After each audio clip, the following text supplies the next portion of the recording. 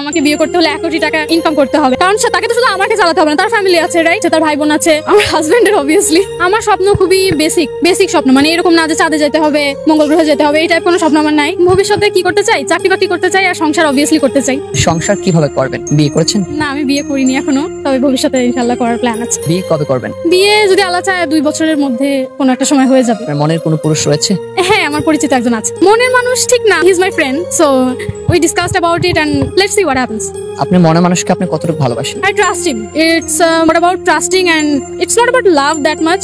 I think it's about trusting a person very swiftly, and he makes my life really easier. So yeah, যার কথা আমি বলেছি তার সাথে আমার বিয়ে হওয়ার একটা সম্ভাবনা আছে, না আল্লাহ যদি চায়। তার নামটা বলতে চাচ্ছি না, সিক্রেট। হ্যাঁ, আপনার হাজবেন্ড হওয়ার জন্য কি কি যোগ্যতা লাগবে তার? ফার্স্ট যেটা লাগবে সেটা হচ্ছে পেশেন্স, ধৈর্য থাকতেই হবে। হ্যাঁ, ওর ধৈর্য আছে মাশাআল্লাহ। আমাকে সামলানো মাঝে মাঝে অনেক কঠিন, আমার বাবা মা পারে না। সো এই গুণটা আমার মনে হয় ওর মধ্যে আছে, অনেক ঠান্ডা মাথায় এটা হ্যান্ডেল করতে পারে। যার কথা আমি বলেছি সে ফিউচার হাজবেন্ড। কি দেখে তার প্রেমে পড়েছেন? He is very careful about details, মানে অনেক ডিটেইলে সবকিছু খেয়াল করে, এটা দেখে আমার অনেক ভালো লাগে।